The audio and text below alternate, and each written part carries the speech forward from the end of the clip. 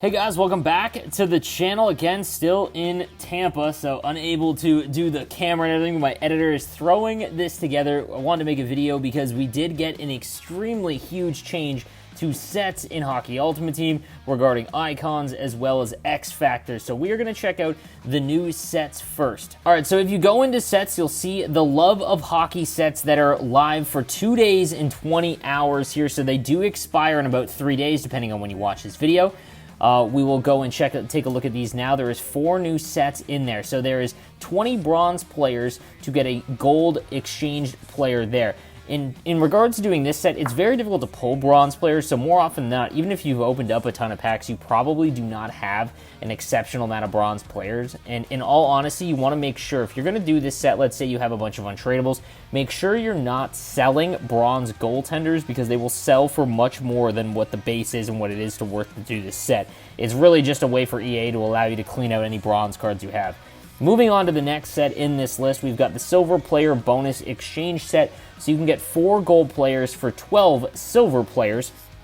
So that is obviously upping it from getting 2 gold players for 8. So you are essentially saving about 4 gold players there by doing this set. Again, not bad at all if you have untradables. And I would make sure before you do tradables, guys, make sure you go and take a look at the auction house because people get kind of hung up when these sets come out and they'll be buying up a ton of silver players to try and do these sets when it's really not worth it, in all honesty. Like, if you have silver players that are untradable, 100% I would do this set, but if they are tradable, I would take a look at the auction house and see how much they're selling for because you could make a lot of coins on those. All right, on to the third one, and we're starting to get some big ones here. First, we get the new X Factor exchange set. So if we click in here, you are going to see if you trade in any 5 X Factor players, you will get a choice pack that you can pick from a bunch of different X Factors. Now, I'm not going to lie, I would not go to the auction house and buy up a couple X Factors to actually do this set, even if I didn't have McDavid or McKinnon. You've seen in my videos that there are just very few X Factors now that are worth getting. I mean, even if you've been playing the game for the launch and you don't have McDavid and you're completely free to play, I don't think I'd recommend doing the set unless you have 5 X Factors that are just in your, they're untradable and you're never going to use them, then absolutely I would try. But if you already have McDavid and whatnot, I don't know if I would do it. If you have 5 untradable, you might as well, to see if you can get a card maybe you like. Maybe you're missing Stamkos, for example, and you want to try and get him. He's one of the better ones that you can get. Or you want to try and get McDavid, you haven't got him. That's really the player that you're probably going to want to watch out for. But again, I wouldn't be buying X Factors off the auction house to do this set. I don't think that's worth it at all. And then finally, a huge one. We get a power-up icon exchange set. And this is a big one, guys. So since the launch of the game, there's been no exchange set for power-up icon players, and they've been pretty useless. It has been very difficult to acquire them, making their cost way too high to actually be worth using because most of them aren't very good in terms of attributes, except for Mario, Lemieux, and Gretzky. There's also a few other ones like Solani, even Gartner, for example, are extremely good. Now, this set is very interesting because if you have 5 untradable or even tradable, you can cash them in for a shot at Mario Lemieux or Gretzky. Now, here is the thing. Because they are so difficult to pull, there's not going to be a lot of people out there that have the option to do this set. I mean, in all honesty, I've been throwing in any icon. I maybe have pulled 3 icons this entire year. And maybe if you have Ferraro, for example, if you have Ferraro, for example, and some other untradable ones like that you could use, but not a lot of people are going to have 5. And if you go to the auction house right now for these cards, they are exceptionally expensive. We're talking 60,000 coins minimum, which means that you're looking at about 300K for a shot at Mario and Gretzky. There is no way that I am doing that, and the reason why it's so expensive is there just isn't any to be used right now. Like on Xbox, we're looking at about 60 cards total in the auction house, and that is driving their value way up. If you have any tradable, let's say you have 2 or 3, and they are tradable, you don't think that you're ever going to use them, 100% sell them, guys. It is not worth to take your shot trying to get Gretzky or Lemieux because that's really just 2 out of 63 cards that you could possibly get. There are a couple other ones that are half decent, like Medano, Sundin, Joe Sakic, and even Forsberg, but Forsberg's card's better with the Style Icon version than that one. So there's just not enough value to actually do this set and make it anywhere near worth it, unless you get insanely lucky and pull Gretzky or Lemieux. And even then, it's going to cost you an exceptional amount of coins. We're talking 21 collectibles to upgrade them all the way up to their max price and tier. So just not worth it at all, guys. If you have them untradeable, I'm definitely trying to do these sets. But if you've got them, if you don't, then there's no shot. I'd much rather sell them. All right, so we also got some 16-bit hero cards that got a huge upgrade on some of the biggest icons in the game.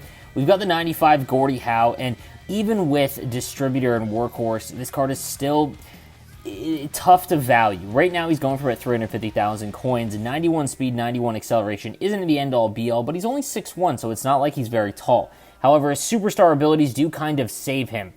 He's got Born Leader. He's also got Truculence, Tape-to-Tape, and Close Quarters. All of them have value to be activated at those price points that they're going for, but his shot isn't 99. His hand stats aren't bad, and then defensively is very good. But he's only got 83 on the draw, and he is a right-handed winger, so it's not like you could use him at center all that effectively. And there are so many other right-handed wingers that are just probably better for you. Like, this card compares a lot to, Ovechkin, and Ovechkin's card just has not felt all that great for about a month now, and there's so many other good right-handed wingers that you can acquire. So I'm not really big on this one. I wouldn't really go out and get it. And yeah, just not really enough for me. Then we've got Mario Lemieux 95. Now, these are much easier to obtain than the Icon version, the Master Icon version. This one's going to come with Buzzing as well as Thief, and does have Quick Draw as an ability. So obviously, this is more of a center option than what his actual Icon card is, and he does have Born Leader. I really like Born Leader on this Mario Lemieux card, obviously, because he's going to be extremely high in your lineup. And Born Leader is such a good value, even if he's not on your first line, but especially if he's on your first line. I'm not big on the other two abilities, but Quick Draw as well as Born Leader is a great combo. He's got 96 speed, 95 acceleration, shots max, hand stats max. Defensively, he's extremely good. Body checking is low, but because he's 6'4", 225, he has that ability to bump people off the puck. Just still one of the best right-handed cards in the game, and Mario Lemieux always feels better than his stats look. And then finally, we've got the 95 Wayne Gretzky. Comes with Workhorse as well as Fly the Zone, so you can have 97 acceleration or 95 speed, and then Booming Shot and Protector. I'd probably go Booming Shot on this card, raising his body checking, maxing out his agility. Just still one of my favorite abilities. Then he's got the Born Leader Zone ability, which is great. Elite Edges, which is awesome. And he is a very good center, 96 on the draw, max defensive abilities essentially. But he's always felt better to me on the wing. This is a very good card, just like Mario. One of the best left-handed wingers you can get in the game. Now, the only downfall is that you're not going to be able to upgrade them. So obviously having the Icon versions is slightly better because those will eventually become 99. The only thing you want to mention or notice here is that this card is going for about 750,000 coins. That's still extremely expensive. I don't know if I would spend that on this card because, I mean, you could go out and get Dylan Larkin, who I think is slightly better, for example, but that's going to depend. I think this will come down a little bit over the weekend. We'll have to wait and see. It's still an extremely effective card, though. All right, now just taking a look at their Icon version. So Gordie Howe at 95 unlocks Magician as well as Total Eclipse. Again, just not nearly enough. Like, you are going to spend 21 collectibles to go from the bottom tier Gordie Howe all the way up. A little bit less, actually, but still an insane amount. Just not nearly worth it at all. I mean, I don't think he's a bad card. If you had him untradeable, it'd be a tough, kind of tough to gauge. Like, there's no way that I would recommend it unless he's one of your favorite players. Like, I just don't think his abilities or his synergies make up for his kind of slower skating. Then we'll take a look at Wayne Gretzky's Icon card. He does unlock Light the Lamp as this tier 7 ability and gets Shock and Awe, which is kind of interesting, but still not worth activating. I'm not huge on any of his abilities. I haven't been really since he's come out, but he's got 96 speed, 95 acceleration. You could also get his speed up a little bit higher with going with Distributor over or Spark over Buzzing. Shots max, hand stats max, just a great left-handed card, and again, gives you a lot of flexibility because he is able to play center. So you can play him at center or on the wing, which is huge. But yeah, definitely a card that you're still going to want to chase. It's just, you're going to still spend $1 million to try and just buy this outright, and I don't think it's worth doing this set. Obviously, you're risking $300K for nothing. So, you know, it's still just going to be one of those cards that you hope to pull untradeable eventually, but it's just not worth the investment right now. And then we've got the 95 Mario Lemieux, 95 speed, 97 acceleration. He does unlock All Alone, which is probably the worst superstar ability you can have, and gets Applesauce at tier 7, which does help a little bit. This is one of the best cards in the game, in all honesty. Can play center. He's huge, right-handed winger. He just plays way faster than his stats indicate. I'm not sure if it's because his stride is longer, because he's 6'4". He holds onto the puck extremely well. This is truly one of the best HUT cards in the game, and it is going to be one that you are going to chase for a long time if you are intending to play this game for the entirety of it.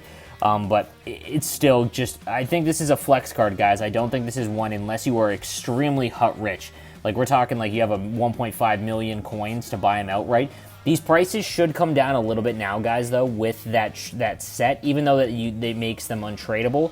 Less people are going to want Mario because more people will have him, but it's still going to be extremely expensive, so this is a pass all the way around unless you are extremely HUT rich, and I will guarantee you that he is one of the best cards in the game. All right, guys, so that is going to do it for all of the new set changes in NHL 22. Let me know what you think in the comments section down below, and make sure you subscribe for the most up-to-date NHL news, tips, and info. I'll see you next time, guys. Have a good one.